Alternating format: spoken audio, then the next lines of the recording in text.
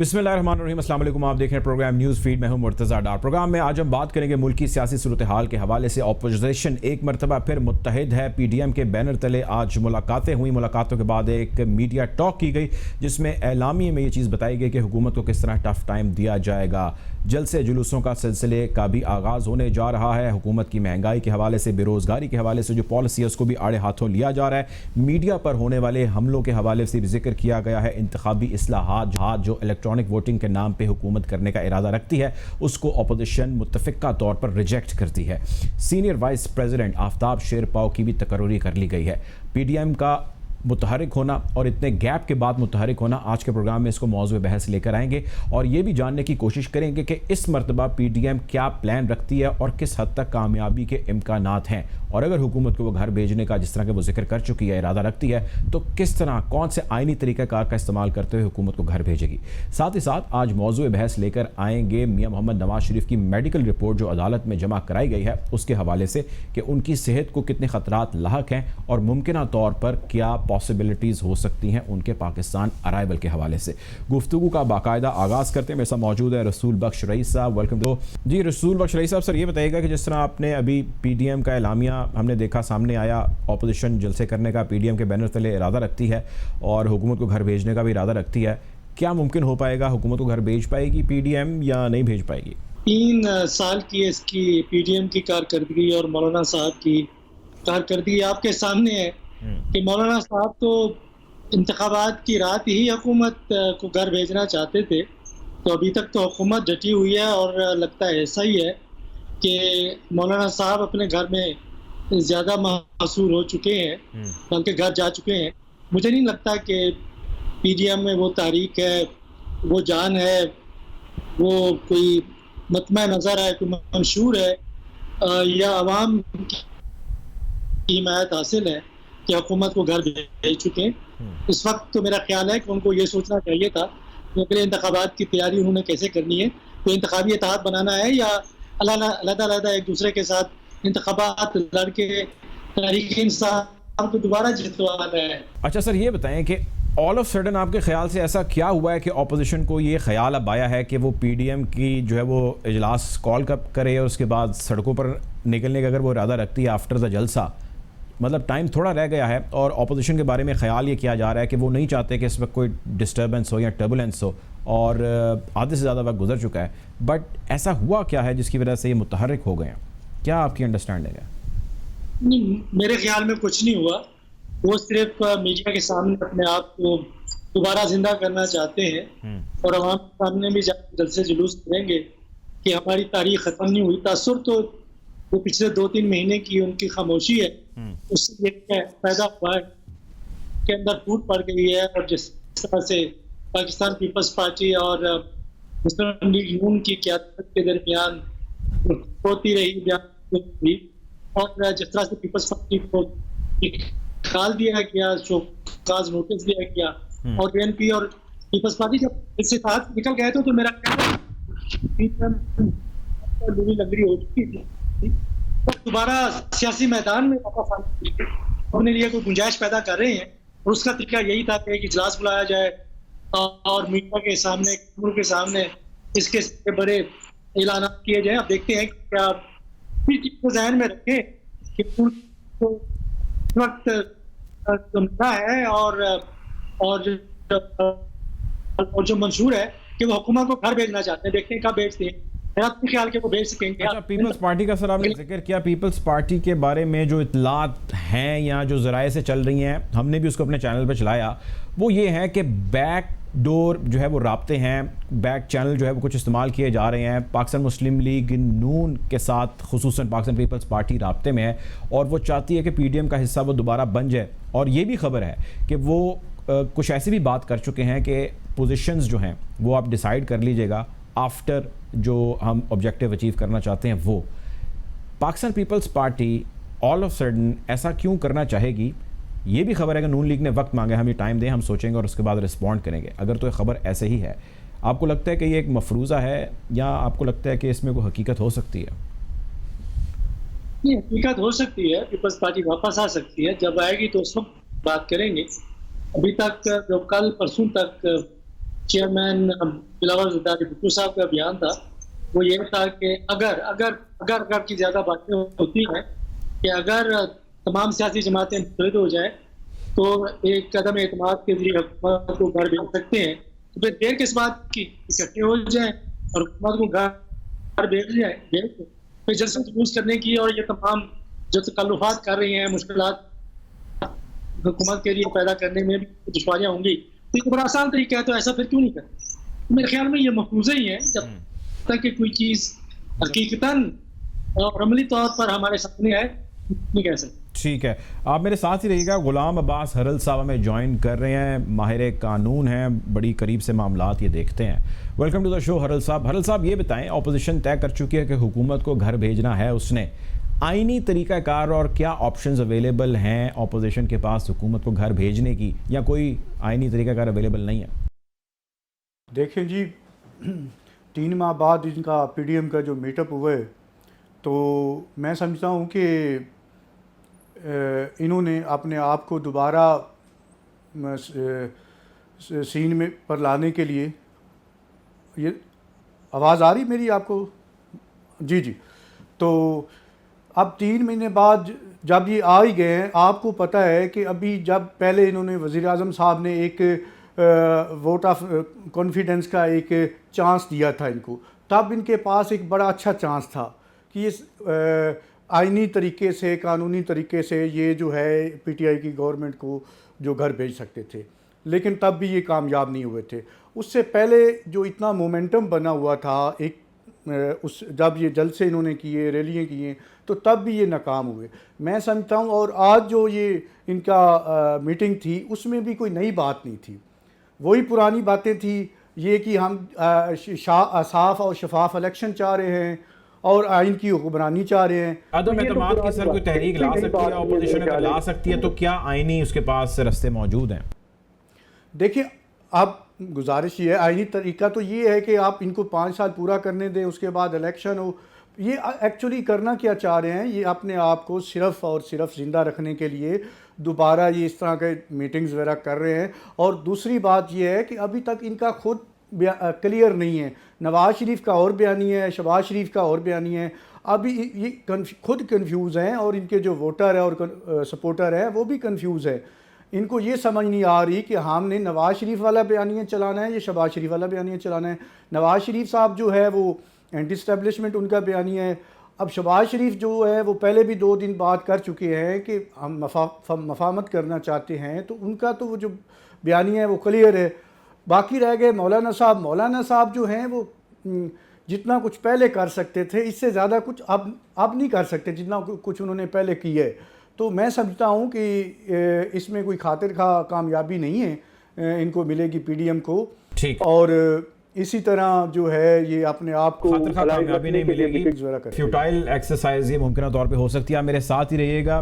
Programme में join करें चौधरी मंजूर अहमद साहब, पाकिस्तान पीपल्स पार्टी के सीनियर रहनुमा। वेलकम टू द शो साहब। ये बताइएगा, पीडीएम के आज बाकी जिस तरह इत्तेहादी जमातें हैं उन्होंने एक एलामिया जारी किया और उन्होंने कहा कि जी हम हुकूमत को टफ टाइम देंगे। पहले तो मुझे ये बताइए कि आप इसको कैसे देखते हैं। दूसरा ये बताइएगा चौधरी साहब कि पाकिस्तान पीपल्स पार्टी के बैकडोर पीडीएम से राब्ते और खुसूसन नून लीग से इसकी खबरें गर्दिश कर रही हैं, क्या रिस्पॉन्ड करेंगे सर? पहली तो बात यह है कि ये पीडीएम जो बनी थी वो इस हुकूमत को हटाने के लिए बनी थी, तो इसको टफ टाइम देने के लिए नहीं बनी थी। वो तो अपोजिशन ऑलरेडी मौजूद थी। ठीक। इसका इलामिया ये था कि हम इसको हटाएंगे, तो अब वो बिल्कुल उससे पीछे हट गई है। और आज के इलामिया में तो कोई बात नहीं हुकूमत के खिलाफ इस किस्म की गई कि हम इसको हटाएंगे तो किस तरह से हटाएंगे, मुस्ताफी होके हटाएंगे या फिर हम कैसे हटाएंगे, कोई भी बात नहीं की गई। जलसे कहते हैं हम करेंगे। जलसे तो पहले भी कर रहे थे, जलसे for what?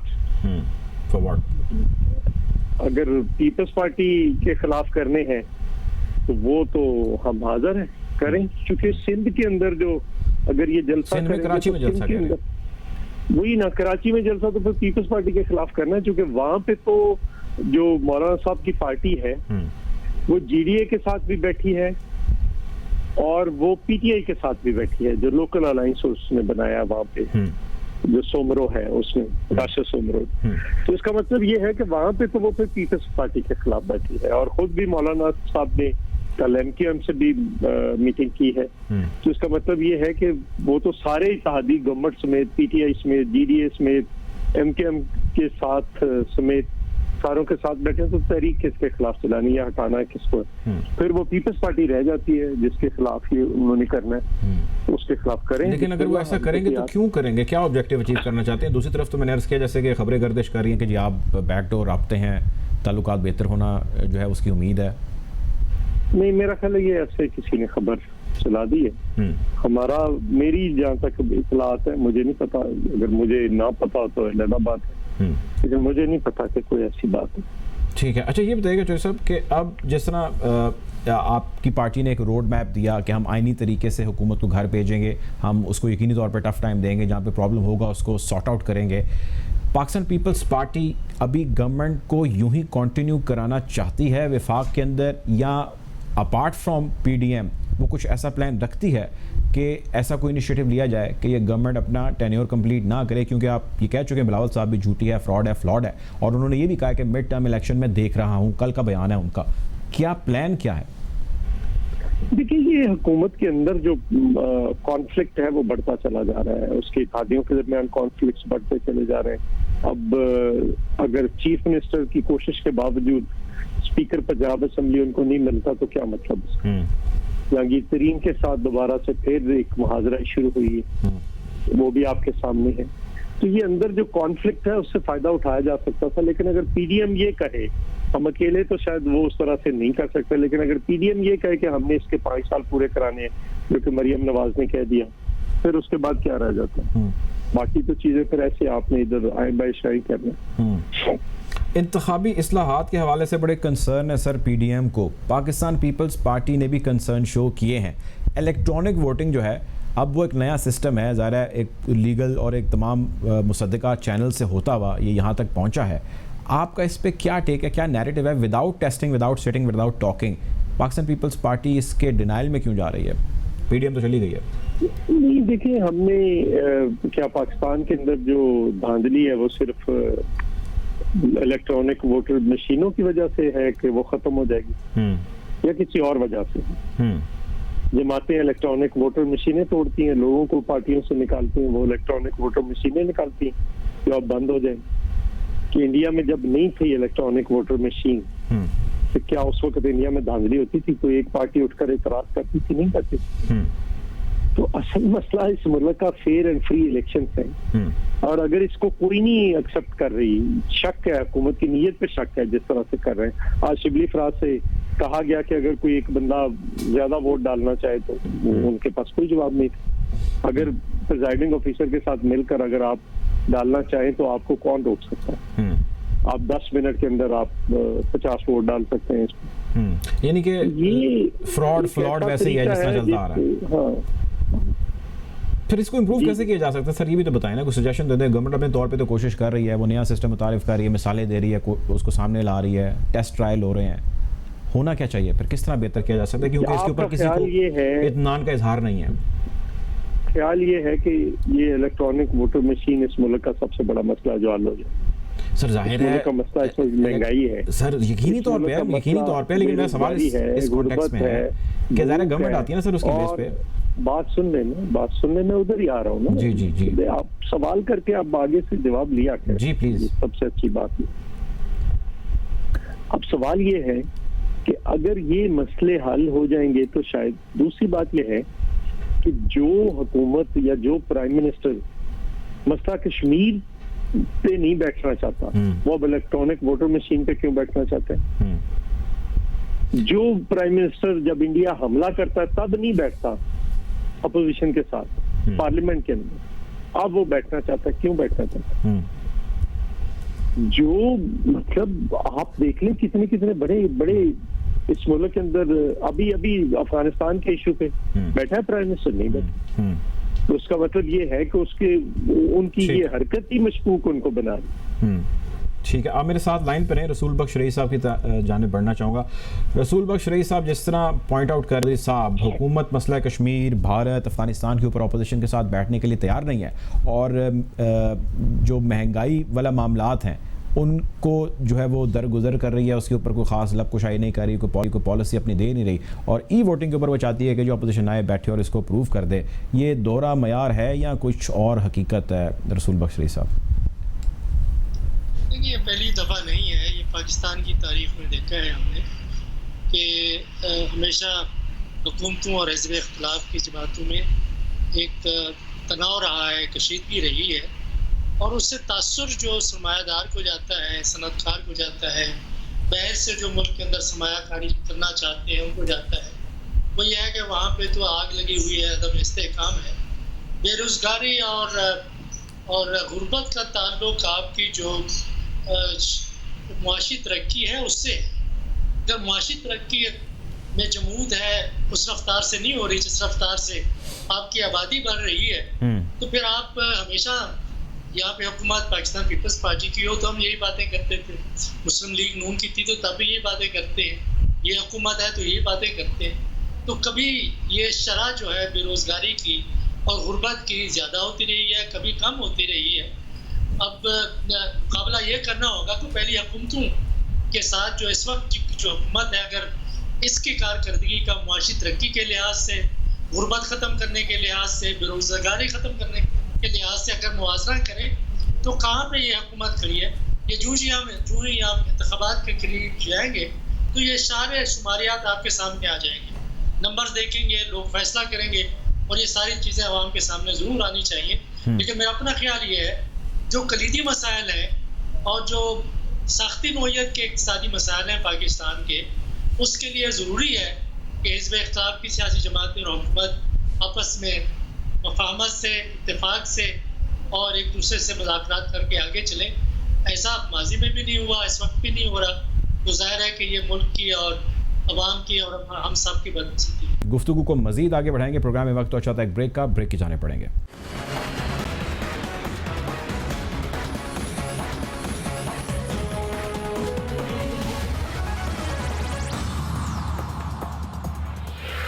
Welcome back after the break. गुफ्तगू को मजीद आगे बढ़ाएंगे। हरल साहब की तरफ जाना चाहूँगा। गुलाम अब्बास हरल साहब, ये बताइएगा कि जिस तरह अभी चौधरी मंजूर अहमद साहब ने जिक्र किया, रसूल बख्श रईस साहब ने जिक्र किया, और उनका कहना ये था कि अपोजिशन अगर हुकूमत को टफ़ टाइम देना चाहती है तो उसको मुत्तहिद रहना होगा, लेकिन इससे पहले चौधरी मंजूर साहब ये कह रहे थे कि मुत्तहिद हमें लगता है कि नहीं रहेगी, क्योंकि ये कराची में जो जलसा कर रहे हैं हमारे ख़िलाफ़ ही कर रहे हैं। आपको क्या लगता है कि गवर्नमेंट की कारकर्दगी खुसूसन महंगाई और बेरोज़गारी के हवाले से अगर मैं सामने रखूं तो तसल्ली बख्श है जो इक़दाम दिए जा रहे हैं, या ये एक बड़ा स्ट्रॉन्ग होल्ड है आवाम के पास गवर्नमेंट को चैलेंज करने का, अपोजिशन के पास गवर्नमेंट को चैलेंज करने का? देखें जी, मुर्तज़ा साहब, जो गवर्नमेंट है या पीटीआई जो है, पीटीआई की गवर्नमेंट है, जी जी, उसको अपोजिशन से किसी किस्म का कोई ख़तरा नहीं है। अगर उनको ख़तरा है तो अपने आप से ख़तरा है। जिस कदर महंगाई हो गई है, बेरोज़गारी हो गई है, तो मैं समझता हूँ कि उनके लिए सबसे बड़ा जो ख़तरा है वो यही है। अपोजिशन को पहले भी उन्होंने देखा है, उन्होंने अपोजिशन ने जो कुछ करना था वो कर लिया है। मेरे ख्याल है इससे ज़्यादा जो ये पीडीएम है जो पहले कर चुकी है, इससे ज़्यादा वो नहीं कर सकती, और ना वो करने की उसमें कोई ऐसी हिम्मत शिकत है। अब दूसरी बात ये है कि जो हुकूमत और अपोजिशन जो है, उनको जो आम इश्यूज़ हैं उन पे मिल बैठ कर कोई इसका लाया अमल देखना होगा। गुजारिश ये है कि ऐसे बहुत सारे आम इश्यूज़ हैं जिसमें सबसे बड़ा जो इशू है वो महंगाई का है, बेरोज़गारी का है, तो उस पे मेरे ख्याल है बैठना चाहिए। अब ये दोनों साइड पे ना तो इमरान खान बैठना चाह रहा है, वो अगर उनके साथ बैठ जाएगा तो जो उसने पिछला बयानिया लिया था कि मैं इन चोरों को पकड़ के जेल में डाल दूंगा या इनके साथ बैठूंगा कभी नहीं, ये कर दूंगा, तो वो समझता है कि मैं ये अपना वो बयानिया से हट जाऊंगा। अपोजिशन जो है वो समझती है कि हम आप इसके साथ, इस हुकूमत के साथ अगर हम बैठेंगे तो हम जो अगला इलेक्शन आ रहा है तो वो हम इलेक्शन की कैंपेन जो है वो उसका मोमेंटम नहीं बना सकेंगे। अभी जो इन्होंने पीडीएम का जो अभी मीटिंग हुई है वो भी मैं समझता हूँ उसी इलेक्शन, जो नेक्स्ट इलेक्शन है उसी की एक तैयारी की है, तो इससे ज़्यादा कुछ नहीं है। तो अब ये इतने आम इश्यूज़ हैं। नवाज़ शरीफ की इन्होंने एप्लीकेशन को पकड़ा हुआ है जो वहाँ पे। अच्छा, नवाज़ शरीफ साहब के हवाले से, चूँकि आप लॉ एक्सपर्ट भी हैं, मैं ये जानना चाहता हूँ कि पाकिस्तान के पास कोई भी, जो मेरी अंडरस्टैंडिंग है, कोई भी ट्रीटी मौजूद नहीं है, कोई लीगल रास्ता चैनल मौजूद नहीं है कि वो उनको वापस पाकिस्तान ला सकें। उनकी सेहत तबीयत के बारे में आज रिपोर्ट जमा हुई, मैं उसकी डिटेल में नहीं जाना चाहता। मैं लीगली जानना ये चाहता हूँ कि जब हमारे पास कोई ट्रीटी मौजूद नहीं है, हमारे पास कोई रास्ता मौजूद नहीं है, तो हमारी गवर्नमेंट या उनके तर्जुमान किस चीज़ पे इतनी खुशियाँ मना रहे हैं कि जो उनकी वीज़े की एक्सटेंशन नहीं हो पा रही, वो वहाँ पर नहीं रुक पाएंगे, ये नहीं हो पाएगा, वो नहीं हो पाएगा, चहमगोइयाँ की जा रही हैं। भाई आपके पास लीगल ऑप्शन ही नहीं है, अगर है तो हमें भी बताएं आप हरल साहब, कौन सा रास्ता है हमारे पास? देखिए जी, जो नवाज़ शरीफ की जो एप्लीकेशन दी गई थी वहाँ पे होम डिपार्टमेंट जो इंग्लैंड का है, वहाँ पे वीज़ा जो उनका होम डिपार्टमेंट में एक्सटेंशन की एप्लीकेशन दी गई हुई थी, तो वो जो उसमें ग्राउंड ली गई थी उस एप्लीकेशन में वो ये थी कि मेडिकल ग्राउंड थी। मेडिकल ग्राउंड के ऊपर उनकी जो एक्सटेंशन थी वीज़ा की अप्लाई किया गया था। जो वहाँ पे जो रूल्स हैं इमिग्रेशन के बरतानिया में, उसमें जो ये ग्राउंड है वो इस स्कोप में आती नहीं है, ये आउट ऑफ स्कोप है।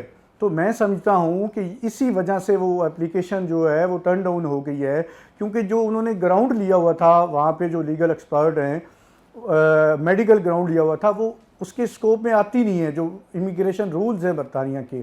अब उन्होंने उसके बाद उनके पास इमिग्रेशन का ट्रिब्यूनल है, वो ट्रिब्यूनल में जाएंगे और इस ग्राउंड को छोड़ के, इसमें एक और बड़ी आम बात है जो मैं आपको बताने जा रहा हूँ कि इस ग्राउंड को छोड़ के वो दूसरे फैक्ट्स इसमें लेंगे। बरतानिया में अगर सबसे ज़्यादा जो ग्राउंड्स लिए जाते हैं वो आपके बुनियादी हकूक़ जो होते हैं, फंडामेंटल राइट्स जो होते हैं, उनकी बुनियाद पे लिए जाते हैं और वहाँ पे उनको बड़ी अहमियत हामिल है। तो मैं समझता हूँ कि नवाज़ शरीफ इस ग्राउंड के साथ साथ जब वो अपील में जाएगा इमिग्रेशन ट्रिब्यूनल में, तो उसके साथ वो सारे फैक्ट्स भी बताएगा कि इसका ये मेरे फंडामेंटल राइट्स जो हैं वो वायलेट हो रहे हैं और होते रहे पाकिस्तान में। उसके बाद जो अगर अभी देखिए कोविड है तो जो अर्जेंट केसेस होते हैं, जो नए केसेस होते हैं, डील कर लेते हैं। हाँ, पुराने केसेस जो हैं उनको फिर लगा रहे हैं। इसके बाद ये तो 2-3 साल ये केस जो है इसकी तो बारी नहीं आएगी लगे। उसके बाद हाई कोर्ट में जाएंगे, हाई कोर्ट में केस पड़ा रहेगा, हाई कोर्ट के बाद हाउस ऑफ लॉर्ड्स है, वो भी उनके पास रेमेडी अवेलेबल है। तो मैं समझता हूँ ये तो एक ऐसी कोई ऐसी मैं समझता हूँ, और इसकी जो आम बात है वो डेवलपमेंट ये हो सकती है कि अगर नवाज शरीफ आपने इस तरह के ग्राउंड लेता है वहाँ पे जो जिससे हमारी हुकूमत को और जुडिशरी को और स्टैब्लिशमेंट को नुकसान हो सकता है। ठीक है, आप मेरे साथ लाइन पर रहिएगा। मैं रसूल बख्श रईस साहब के पास इसी नुक्ते को लेकर जाना चाहूँगा। रसूल बख्श रईस साहब, उनकी वीज़ा एक्सटेंशन बज़ाहिर यूँ लगता है कि कोई ख़ास प्रॉब्लम नहीं है मियां मोहम्मद नवाज शरीफ साहब के लिए। उनकी तबीयत के हवाले से मैं कोई ज़ाती राय नहीं देना चाहता, लेकिन जिस तरह आज रिपोर्ट सबमिट कराएगी उसमें कहा गया कि उनकी तबीयत खासी ख़राब है, क्रिटिकल है। सवाल मेरा ये है कि इन दोनों सूरतों में वो लंदन में ही मुकीम है, पाकिस्तान में उनका ना आना पाकिस्तान मुस्लिम लीग नून की सियासत और उनकी अपनी सियासत के लिए कैसा साबित होगा? अभी तो मेरा ख्याल है कि कोई इतना बड़ा फ़र्क नहीं पड़ा। उनकी हिमायत पंजाब के उन हल्कों में जहाँ रिवायती तौर पर रही है वो अभी तक मौजूद है, वो ज़्यादा मुतासिर नहीं हुई। लेकिन जो इंतखाबात करीब होंगे उनका तकाजा यही होगा यहाँ के सियासी हालात का कि मियाँ साहब यहाँ पे वापस आए। ये फैसला उन्होंने करना होगा और उनकी सेहत पर भी मुनहज़र है और मुकदमात पर भी कि अगर वो इंतखाबात के दौरान यहाँ नहीं होंगे तो फिर मुस्लिम लीग नून को नाकाबिल तलाफी नुकसान पहुँच सकता है। और उसकी बुनियादी वजह ये होगी कि जो लीड नेटवर्क इलेक्टेबल्स का पंजाब में बनाया हुआ है वो आहिस्ता आहिस्ता बिखरना शुरू हो जाएगा, क्योंकि वो ये भी लोग देखते हैं कि जिस पार्टी के साथ वो इतना अरसा से वाबस्ता है, कुछ तो नज़रियाती हैं वो हमेशा रहेंगे, लेकिन ज़्यादातर तादाद उन लोगों की होती है वो ये देखते हैं कि आइंदा हुकूमत किसकी बनेगी। उनकी अगर गुंजाइश कहीं और निकल आई और तहरीक इंसाफ में हो गई तो जाहिर है कि कुछ लोग उसकी तरफ चले जाएंगे। ज़्यादा देर अगर आप हुकूमत से बाहर रहें तो माजी में तो हमने देखा है कि सियासी जमातें और उनके हल्के कमज़ोर होना शुरू हो जाते हैं। तो मियाँ साहब का यहाँ होना मुस्लिम लीग नून की इंतखाबी सियासत और इंतखाबी कैंपेन के लिए बहुत अहम होगा। लेकिन अभी मैं नहीं समझता हूँ कि उनका बाहर रहना इस वक्त तक कोई बड़ी दरारें नहीं डाल सका मुस्लिम लीग नून की हिमायत। आखिरी सवाल सर आपसे, पीपल्स पार्टी को नेक्स्ट इलेक्शन में कहाँ पे रेट करते हैं आप? देखिए ये अभी कबल अज वक्त है कि पीपल्स पार्टी का क्या मुस्तकबिल है। पंजाब में उनको दोबारा अपनी जगह बनानी होगी, उसके लिए वो काविशें उनकी जारी हैं।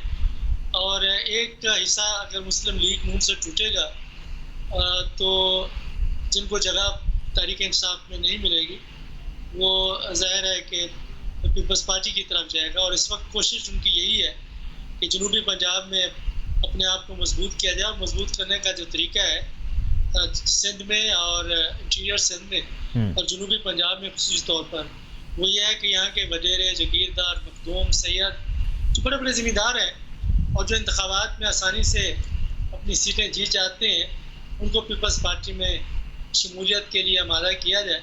लेकिन वो यही देखेंगे कि सिर्फ ये नहीं कि वो पीपल्स पार्टी में जा रहे हैं कि इक़्तिदार में आती है जमात या नहीं आती है। ठीक, ये काफ़ी चीज़ें हैं जो हमें देखनी पड़ेंगी। लेकिन मेरा ख्याल ये है कि पीपल्स पार्टी का जिस तरह से अभी आज़ाद कश्मीर में हमने देखा है कि मुस्लिम लीग नून से वहाँ आगे नज़र आई है, तो ऐसा लगता है कि पीपल्स पार्टी शायद वो एलीट नेटवर्क बनाने में कोई कामयाबी उसको हासिल हो।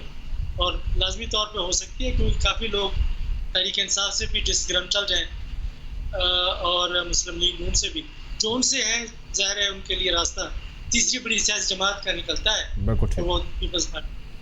ठीक है, बहुत शुक्रिया जी। प्रोग्राम के वक्त खत्म हो जाते हैं। हमारे साथ मौजूद थे रसूल बख्श रईस साहब, हम किया था गुलाम अब्बास हरल साहब ने और चौधरी मंजूर अहमद साहब प्रोग्राम का हमारे साथ थे।